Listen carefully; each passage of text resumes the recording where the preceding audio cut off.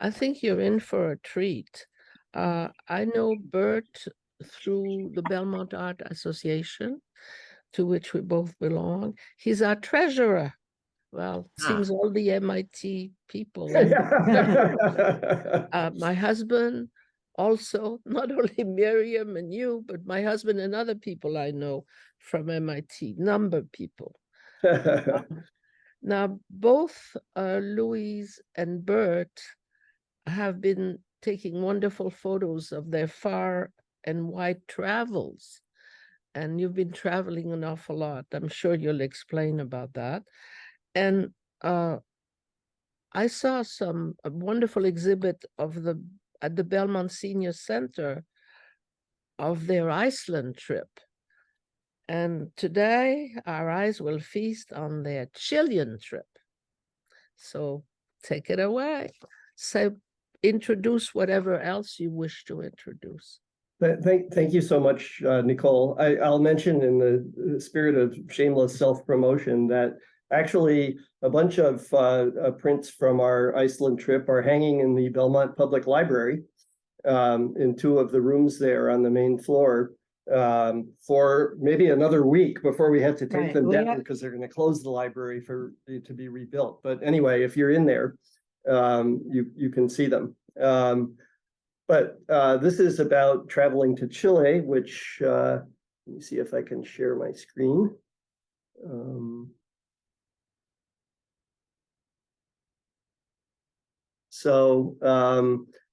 Last December, it's kind of a long story, but we kind of at the last moment in the middle of last year signed up for a cruise in Antarctica, which left from Chile, and we and that was in December. So we planned to spend some time in Chile as well before that and after that.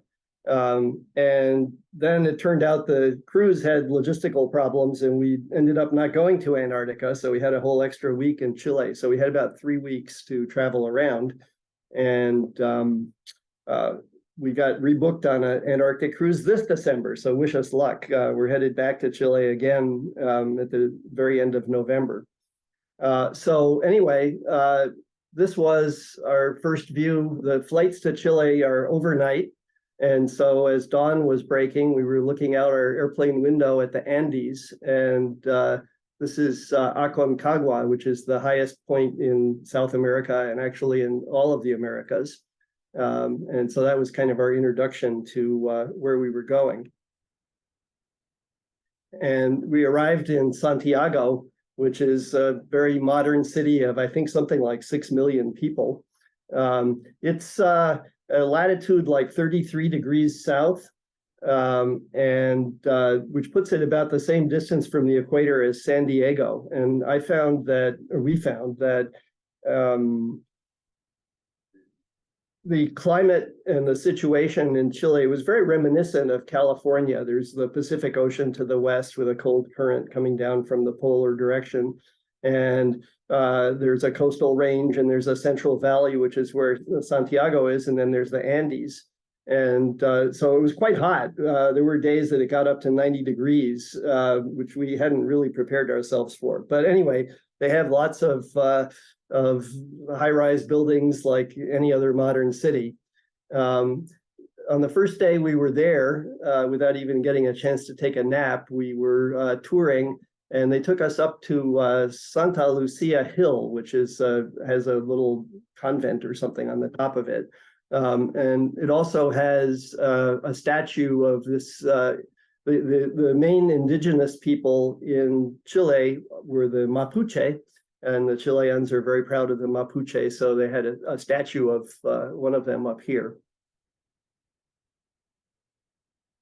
Then we were taken to the market, and this was one of the vendors there.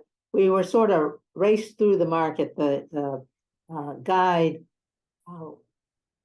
was a little bit scared of just having tourists walking around the market.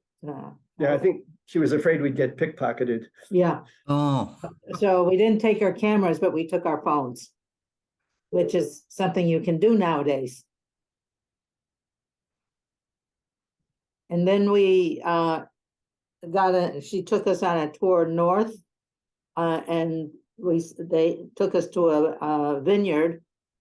This is some grapes that we saw along the way, but we did go have a explanation about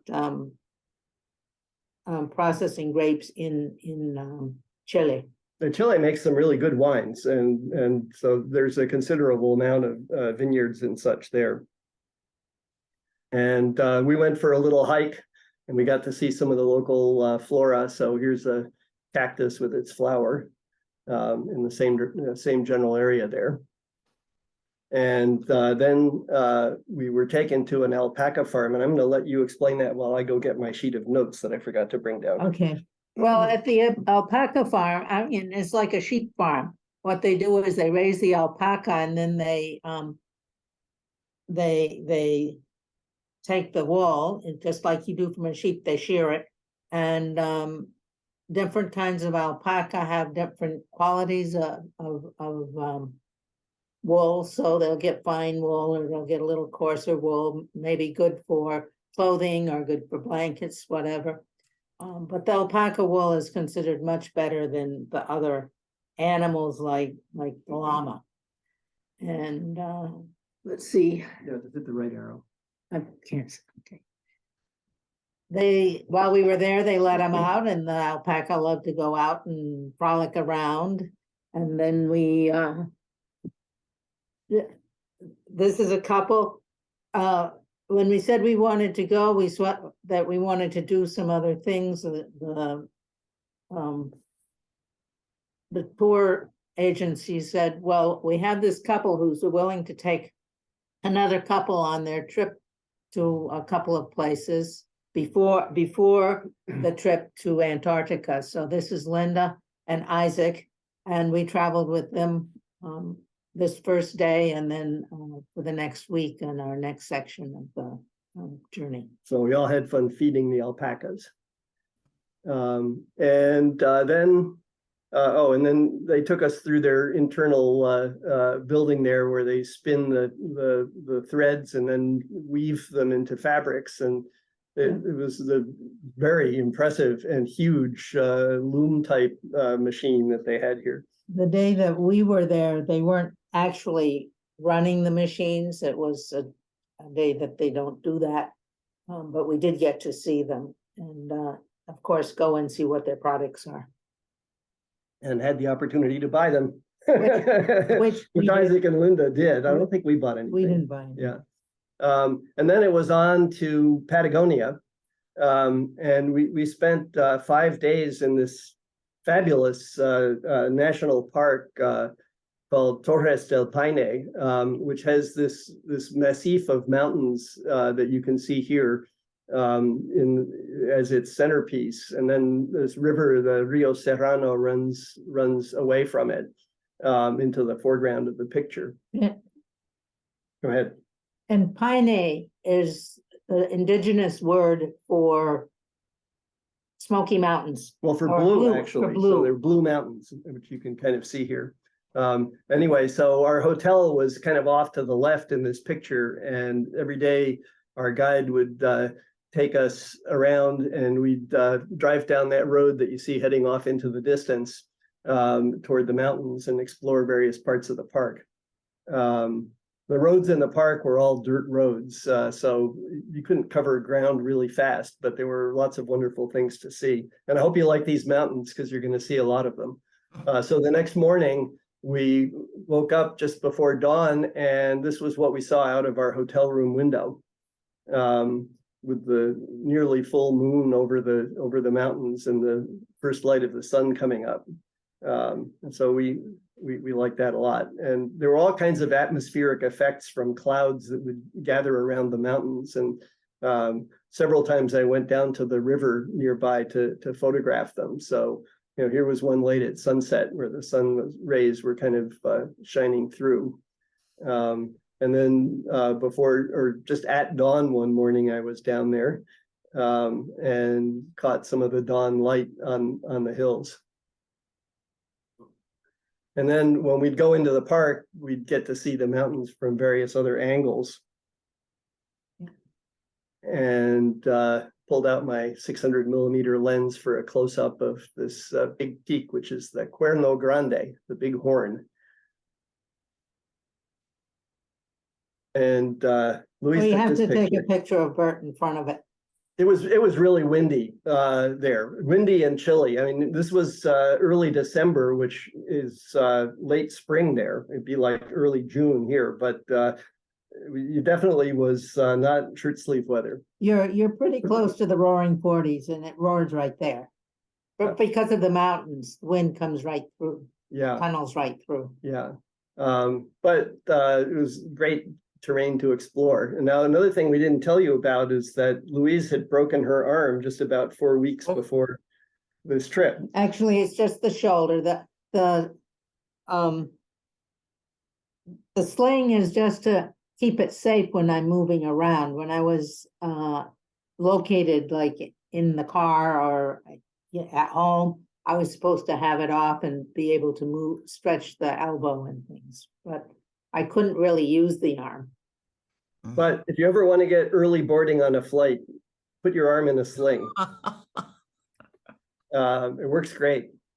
So anyway, Louise was somewhat limited in how high she could lift up her camera and stuff like that, but she was a really good sport.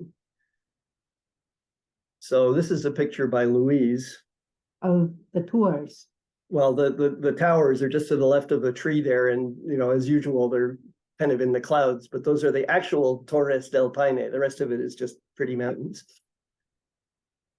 And I took this was within less than a half-mile walk from the hotel we stayed at. And in the afternoons, I like when we got back, I like to walk around and see what we could find. And there were these wonderful fields of daisies and also places where horses were grazing. And just really, a very, very scenic spot. We went on a drive one day. I think this is a little bit out of time sequence, but anyway, in an area where we could see a lot of life. These are not wild horses. For the most part, they belong to somebody, but they graze out here. And the kind of tufty light green vegetation that you see behind them is apparently phlox, which just grows all over the place on the hills there. But you can see not too many trees. Anyway, this is another of Louise's pictures. And you want to talk about this? Sure. Along the road, we were driving along the road, and these are not alpaca. They're guanacos, which is another branch of the family, right? There's alpaca everyone knows about, and llamas everyone knows about, but these are the wild ones that roam around in southern Chile. And we would see them everywhere. You'll see a lot. So we had to take lots of pictures of them. But here's a guanaco. They have a very kind of regal bearing, I think. They're very elegant when they move around. And they're always aware. Yeah, and we'll soon find out why. But anyway, so here's one surveying its domain. And often you'd see them like perched on the ridges, just looking around, and probably scanning for predators. And then you'd see them munching their way across the landscape too. And we went on a half day or 5 hours. Yeah, it was about a 5-hour hike. And along the way, we saw these glyphs on the wall that the prehistoric native people had drawn. And since Bert had climbed up there, I said, okay, we need a picture of this one. So this hike was because our friend Isaac, we were traveling with, was really interested in photographing wildlife. And he, more than anything else, he wanted to see a puma, which is a mountain lion. And so this trail was in an area where pumas were supposed to be more, I mean, they're not they don't really show themselves that much, but they were supposed to be more prevalent. And so we hiked for quite a while looking for pumas and didn't see anything. And Isaac was getting pretty disappointed. But you can see the guanaco at the top of the ridge here, and Louise captured some danger down below. Yeah, that thing that's lying there that looks so calm, that's the puma. We're there in the middle of the day and the puma's not hungry.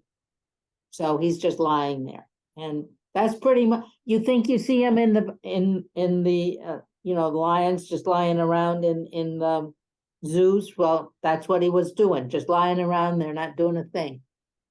But he did get up and move for us, and Bert caught him. Yeah, we watched him for a long time, and nothing happened. And then suddenly he just stirred and got up, walked in front of the bush, went around behind it, and lay down again.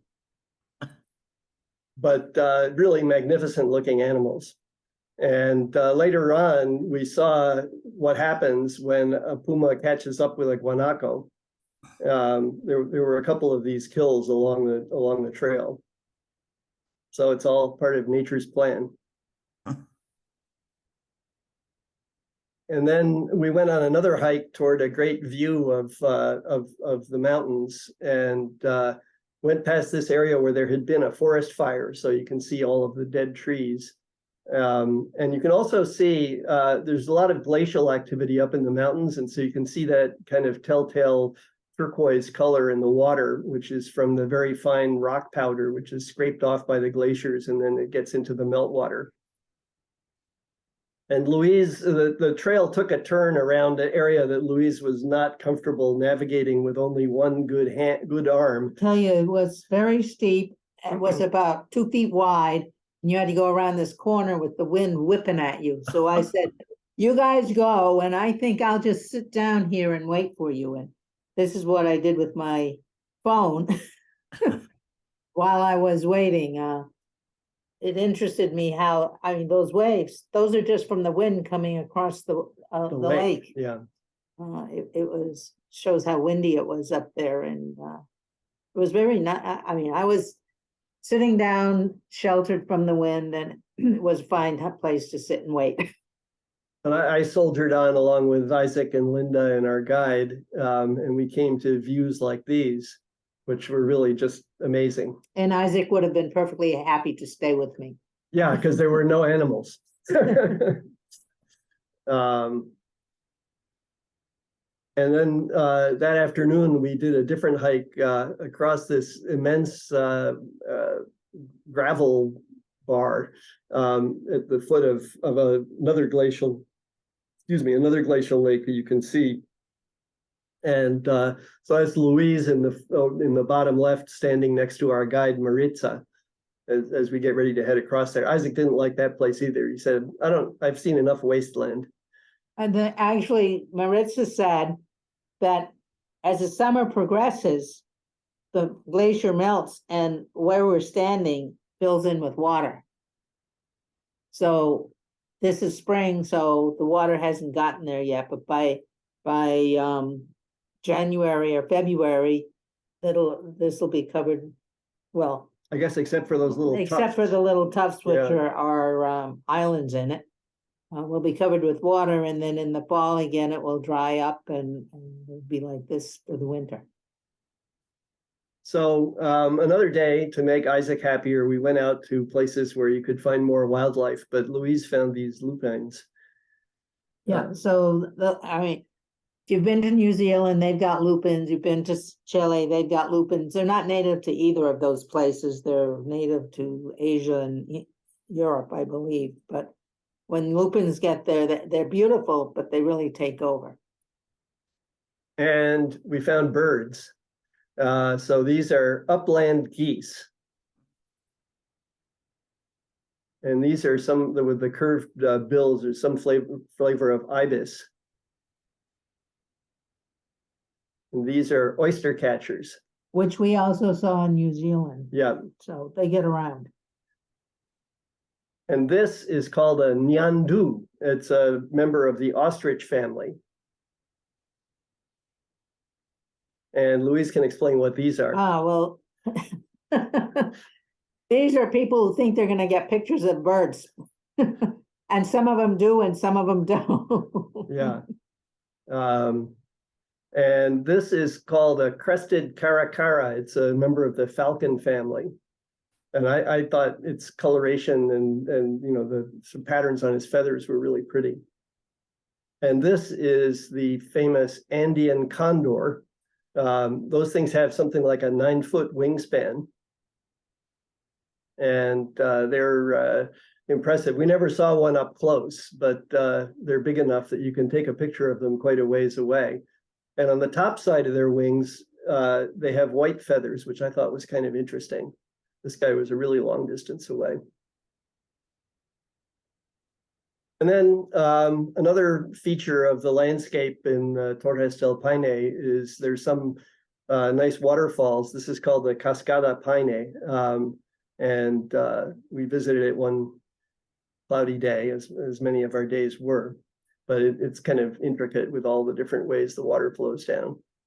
And this is called the Salto Grande, and it's a pretty powerful waterfall. A lot of water goes over it, and the place where we viewed it from was unbelievably windy. It was hard to stand up, and sometimes the gusts would come along. I was afraid Louise was going to fall down. Well, Maritza and I were holding on, you know, with Louise for dear life, just trying to stand up. So it was a little bit of to take this picture, there was a platform with metal pipe railings, and you just kind of lean as hard as you could against the metal pipes to stabilize yourself, and then try to trip the shutter in between wind gusts.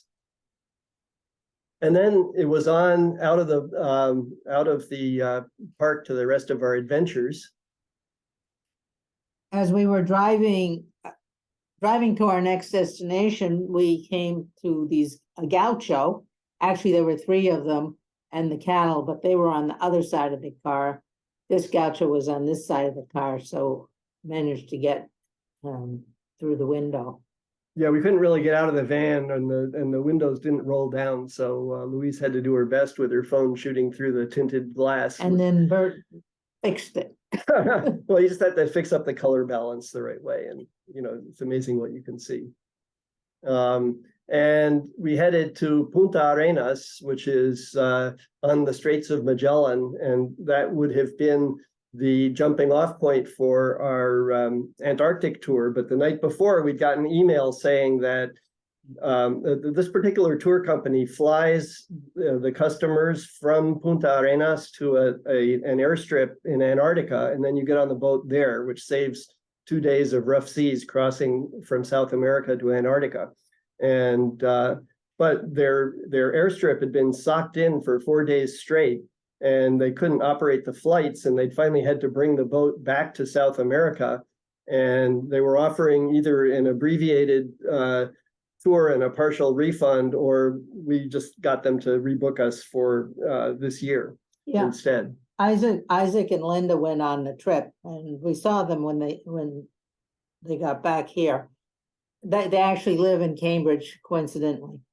And she said, yeah, it was probably just as well I didn't go. What they had said was, we'll string up ropes around the boat so that you can do hand over hand. And I'm going, I can't do hand over hand. I only have one hand. So that's why we didn't go on the trip. But probably this year, hopefully I can do whatever I have to do, because you get on and off the boat and onto Zodiacs, and that can be a little rough too with only one hand. Yeah. Anyway, this place has a long history. Magellan came here in 1520, and so this is a little commemorative sign that says 500 years of the Strait of Magellan, from 1520 to 2020. And this place is way down there. It's like 53 degrees south latitude, so it's as far from the equator as Edmonton, Canada, and it was pretty chilly there even in late spring, and also windy. But in the main town square, they have a statue of Magellan that Louise captured, you know, poking through the trees. This was taken from our hotel room window. Yeah, and on the side of the statue, they have some bronze plaques, and this one shows Magellan's fleet. And there's a graveyard in town that has some impressive mausoleums as well as just kind of ordinary graves. Interestingly, Punta Arenas was settled by a lot of the settlers in Punta Arenas came from Croatia for some reason, and so a number of the names on these monuments are Croatian. Oh, and I should say, I think Punta Arenas is very proud of its unique geographical position. The highway that led there was called, I think, the Carretera del Fin del Mundo, the end of the world highway. And they really say, like, we are at the end of the world. There is nothing beyond here. But it's a fairly vibrant city. And this is one of the more mundane Grave sites. Yeah. And this was on one of the other grave sites. So then on the afternoon, we went on a little excursion to a place that had this view of just the sort of desolation of the Strait of Magellan. Also had a reconstruction of some of the early settlements when the Chileans finally started moving south and trying to occupy this territory. And this is a fort settlement that they built. That's where they lived. Yeah, it was. I think the first couple of excursions there weren't too successful. It was a while before a permanent. And this is probably rebuilt. This isn't. Not the original stockade. This is the way it looks, but this isn't the original stockade. Yeah, right. And then, since we couldn't go to Antarctica, we headed north before we expected to. We went back to Santiago and rented a car and drove even farther north. And the closer you get to the equator, the more desert-like the climate gets. And so here was a shrine that we found along the highway north from Santiago, and you can kind of see what the plant life looks like there. And here's another parking lot where Louise snapped a picture of this cairn.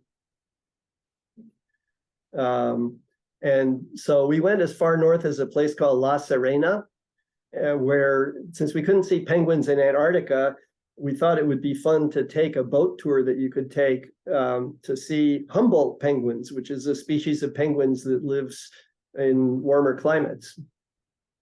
And so the boat first took us to this island, which doesn't have Humboldt penguins on it, but has various other bird life and plant life.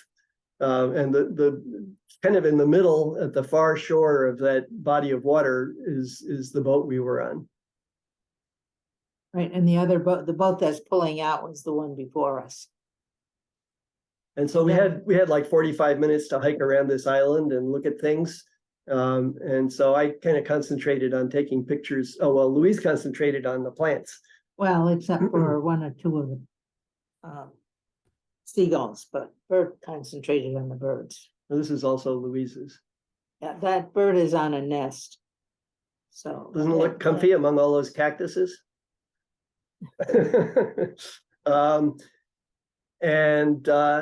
This is a turkey vulture. And I had my camera on continuous shooting mode, and I caught a gull landing. And I thought it would be interesting to superimpose the different frames of the gull in the position that they were in as it was kind of coming in for its landing. And it's kind of fun to see how he deploys his landing gear at the last moment, and just kind of how he manages his wing and his tail so that he can slow down and switch from flying to standing on that rock.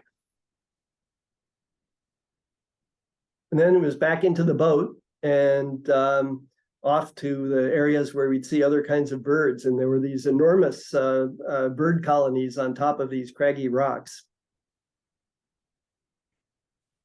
And along the shoreline, of course, there were starfish or other whatever kind of Right. animal that you can find or plant that grows along The margin there, the Yeah. water, I guess. And finally, we found our Humboldt penguins. So there were a bunch of them. And it's kind of like the mountains in Torres del Paine. You have to take lots and lots of pictures of them.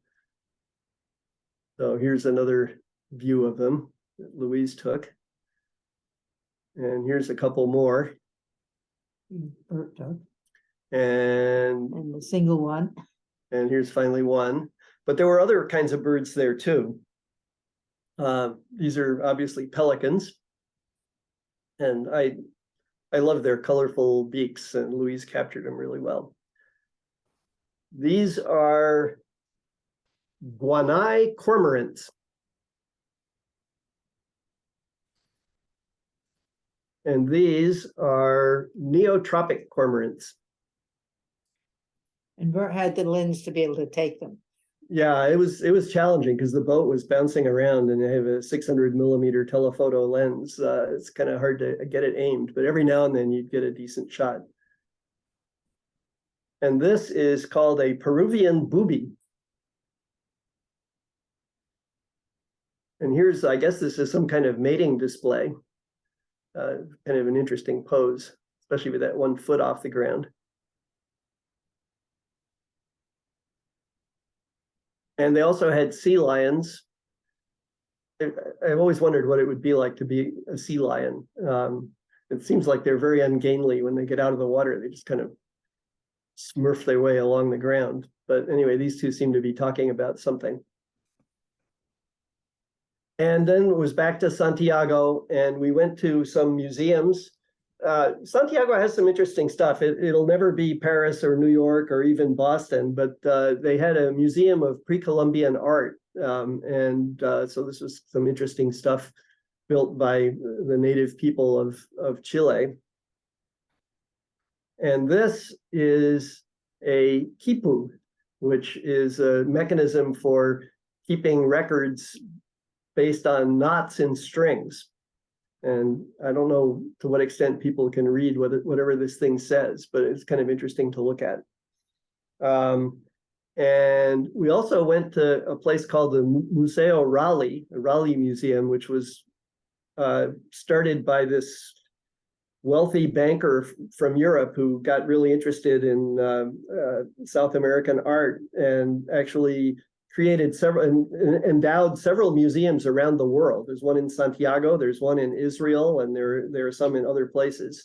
And it was pretty empty, but it had an interesting exhibit. It was a good place to spend 2 hours or so. And so this was one particular room. Then the caption at the top says Latin American artists. And so they had sculpture and painting.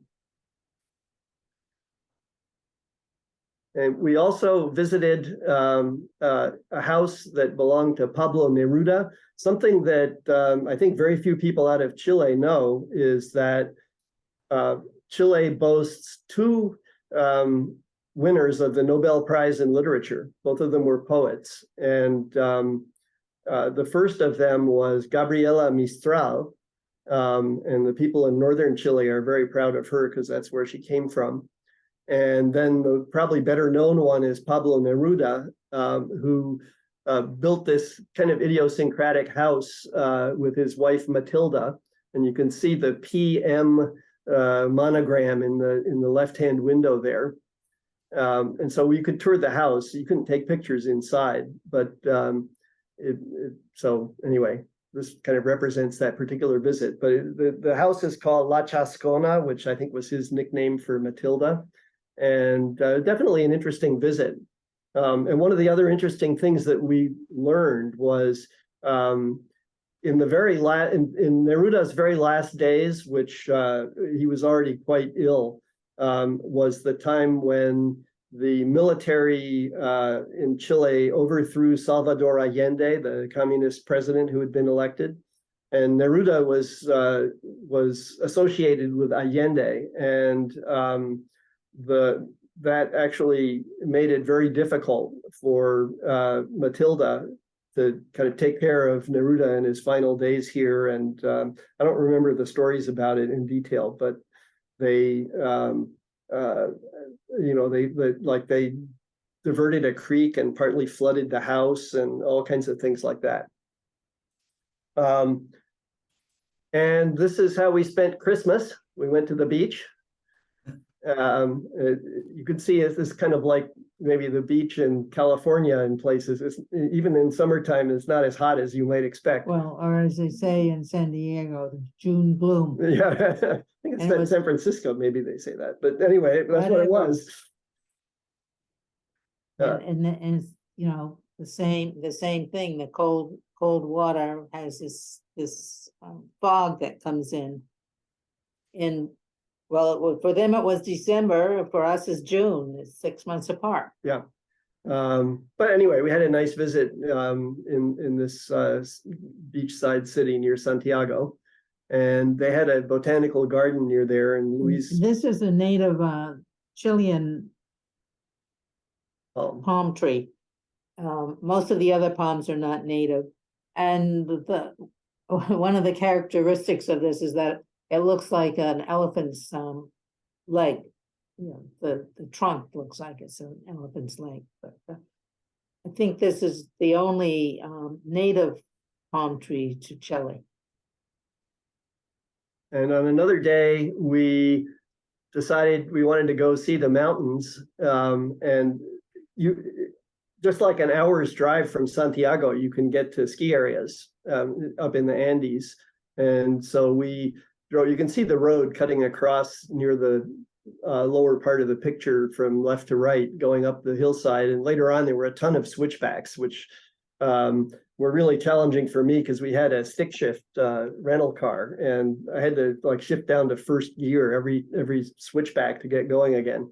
But it got us to here. But it got us to here, and on this there was a little rest area or a little parking area, and we got out and looked around, and you can see the snow-capped Andes in the distance. That was the best view of the snow-capped Andes that we ever got that day because the clouds came in later on. But we eventually got to the ski area, which was totally deserted because it was early, late spring. So this is what it looks like in December at a ski area in Chile. And you can see the place is set up to be pretty busy when winter comes. And then on another day, we found a little national park south of Santiago, maybe an hour and a half drive, called the Rio Clarillo National Park. And there's the Rio Clarillo flowing toward us. We saw some number of families there who'd went out to just kind of go sit on the rocks and, wade in the, are any of them there? I think those are people. I'm not sure I can see them, but anyway, I tried to avoid invading their privacy when I was taking pictures. And they had some nice botanical walks too that you could walk through, and they labeled various things that grew there. And you can see the kind of dry vegetation that's native to that area. And then on our last day in Santiago, we went up to San Cristobal Hill, which has a church on top of it, and it has spectacular views in all directions of the city of Santiago. And I think we took a what was it? It was like a gondola type. No, well, that's not. We got down by a gondola, but we went up in this kind of funicular type of thing. Yeah. And we could walk around there.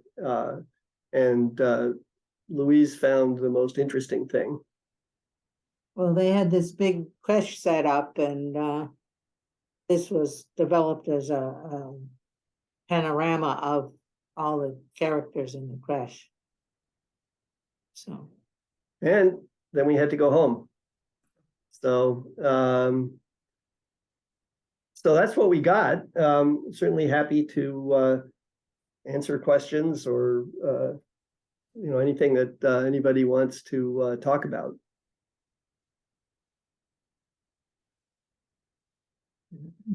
Let's see here.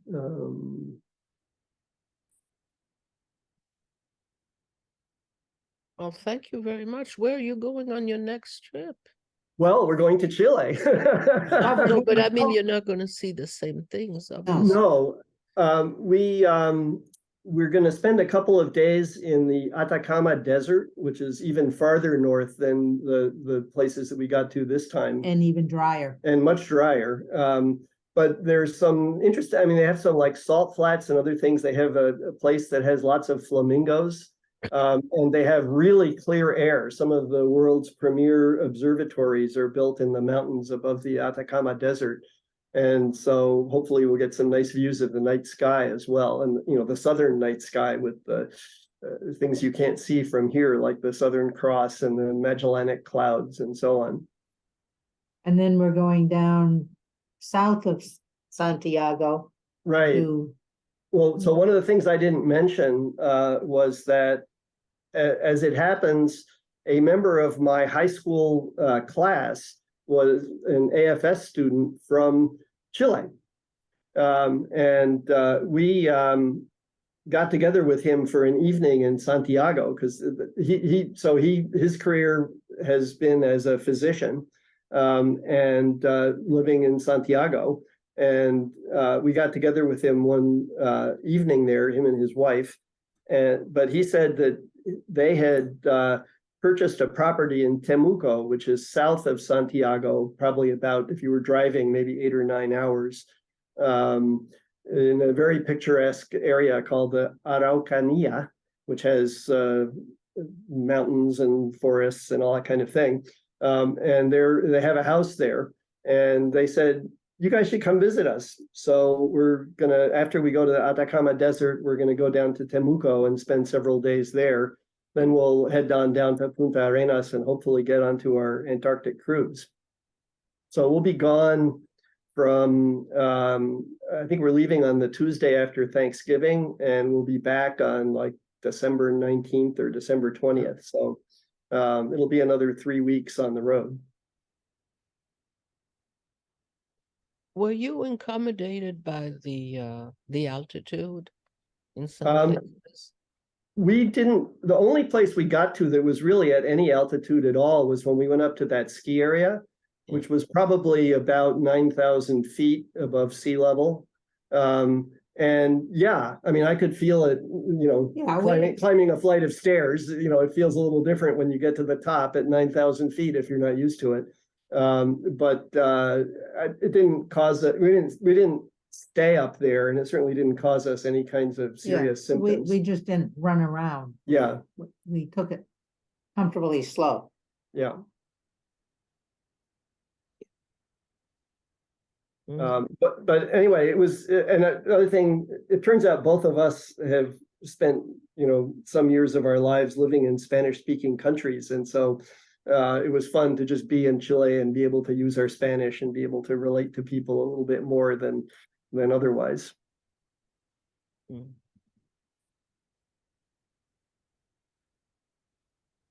But yeah, our next, and then we're signed up in September of next year to go to Scotland, which I've never been to. Louise was there a long time ago. That's very different.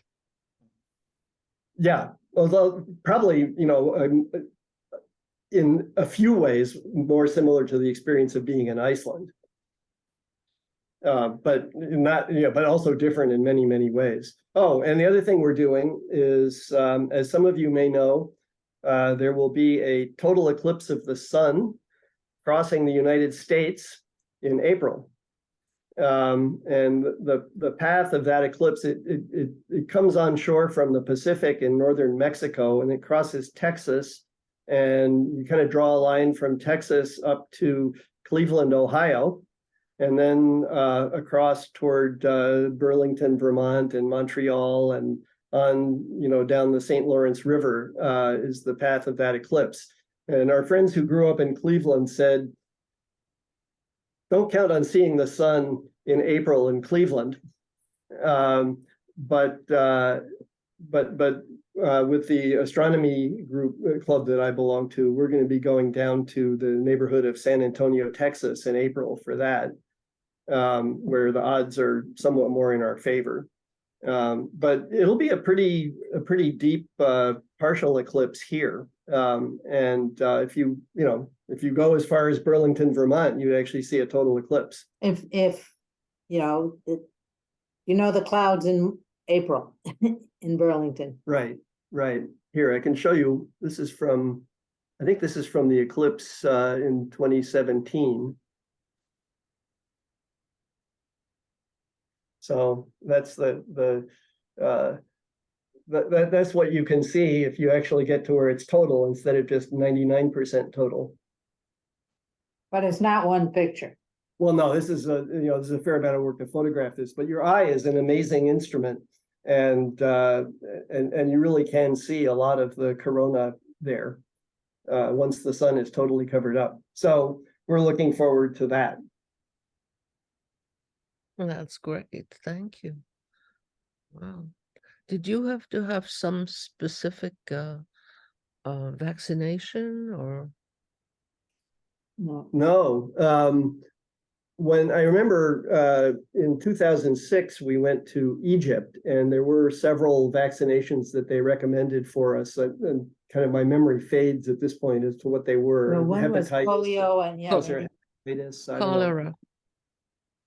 Possibly, yeah. And I don't know if yellow fever was in there, but I don't think that would really be a mosquito area in Egypt. So, but no, for Chile, there was nothing special that they recommended. I saw that you were driving for long distances.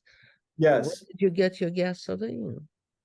Well, they have gas stations. Or do they? No, but do they have enough? I mean, Well, when we were in the park, the guide was driving her car. We were just riding, so she worried about that. She worried about that, and she filled up every morning, I'm sure, because she didn't really fill up, except maybe when we were traveling from the park to the next destination. On the whole, you do have the issue of driving in a foreign country, but they drive on the right-hand side of the road, and the highways that we drove on were very good. Yeah. And they had nice rest areas and nice and then there were gas stations. Well, and we went through towns, and we were not in the outback or anything like that. We were in pretty populated places when we were driving. One interesting thing was that in Santiago itself, there's actually a pretty good network of big dig type expressways that can take you through the city, and they have tolls on them, which are like they're done the way it's like on the Ted Williams Tunnel or on the Mass Turnpike or whatever. You just drive through and it charges you. But if you were driving from the airport to the area we stayed in Santiago, you'd probably go through 4 or 5 toll points. So that could actually add up after a while. But the condition of the roads was really nice, and it was definitely not for the highways. Now, when we went to see the Humboldt penguins, well, that was kind of, we got off onto a dirt road that was probably 20 miles long for the last 20 miles to get to the coast where the tour left from. It might have been good if we'd been on a tour for that one. Well, yeah, we got a little bit lost. Yeah, we got lost and weren't there as early as we should have been. To be. Yeah, right. How about the food? In Santiago, we ate some really nice meals. Yeah. There was a Peruvian restaurant that had excellent seafood. A couple of Peruvian restaurants that had excellent seafood. We actually ate at a place called Aligo that had some sort of French-inspired food, as well as the cheapest plate of a dozen oysters on the half shell that I've ever seen, and they were really good too. So at the hotel that we stayed at for the Torres del Paine was actually a very nice hotel, and it was kind of a self-contained thing. They had their dining room and so on and so forth, kind of like staying in one of the lodges in a national park in the Western U.S. And so they had good food, meat and all, whatever you wanted, you could have had it. And they also prepared lunches for us. lunches to go, Yeah. you know, packed lunches if you ordered them, Yeah, yeah. and had breakfast. So when we were in the park, we really weren't going outside to eat. We were eating in the hotel. Now, there was one time when we drove north from Santiago, the first day when we arrived, you know, it was getting kind of late, and we checked into our place, and we were trying to figure out where to eat, and it was rush hour, and there was a lot of traffic, and we weren't, you know, didn't want to go too far, and we ended up at a mall at a Johnny Rockets. So, you know, I mean, they have, you know, they're certainly not immune from, you know, worldwide chain food either. Wow. Did you carry some water with you or to drink on the Yeah, go? we did. I was pretty cautious about drinking the water from the taps, but you know, I think in a lot of areas it probably would have been okay. I mean, I wasn't paranoid about it to the extent of trying to use bottled water to brush my teeth or anything like that.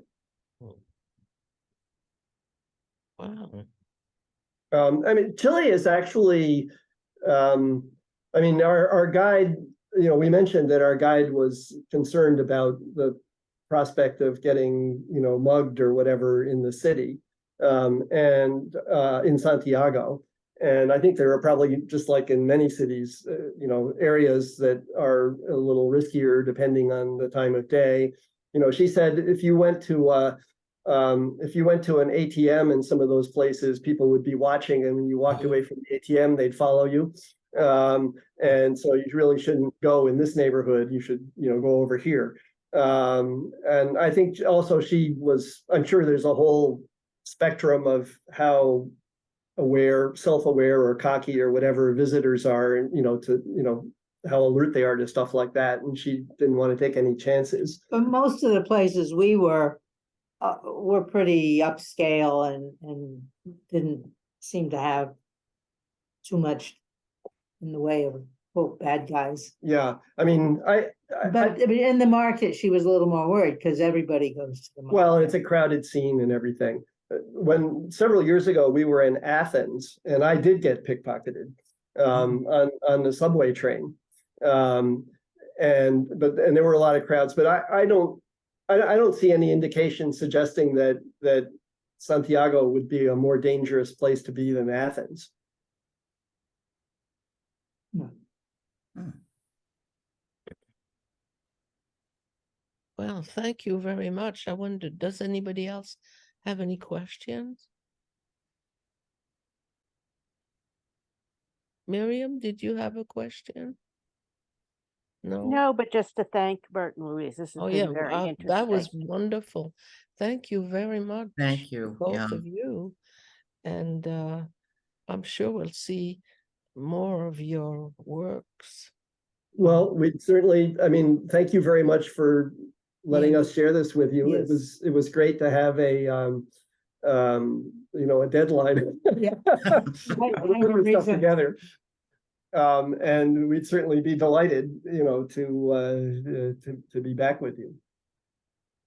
Thank you. Thank you. Yeah. Thank you. And hopefully, before I forget, actually, I'd like to mention that on December 14th, John Howe will make a presentation on the Boston religion. It's not just about the Unitarians, it's about how religion evolved in the Boston area and Massachusetts. Excuse me, my voice is funny. But I think you might all be interested if you're around. So I hope to see you all. Yeah, unfortunately, we won't be around. We'll be gone. Yeah. But it was a real pleasure. It will probably be put on YouTube. So if you're interested, ask Miriam. She'll tell you how to go about it to get it. And I guess this session was also recorded. Yes. So Yes. if there's somebody who wants to see it that we know about, can we contact Miriam about that? Yes, Bert, when it get, if I don't, I'll try to remember that when it goes up to send you a link. And if you don't hear from me in the next 4 or 5 days, give me a reminder and I'll send it to you. Okay, that sounds great. Thanks so much. because we often get a lot of people who cannot attend the actual presentation. We often get people who will look at the YouTube video later on, actually. So thank you, and thank you for allowing us to tape you. Pleasure is all ours. And I'll see you at the BAA. Yes, I'll look forward to that, although I think I'm going to have to miss the next BAA meeting also. But we'll eventually be back on this side of the world. So thanks again, and I hope everybody has a great day.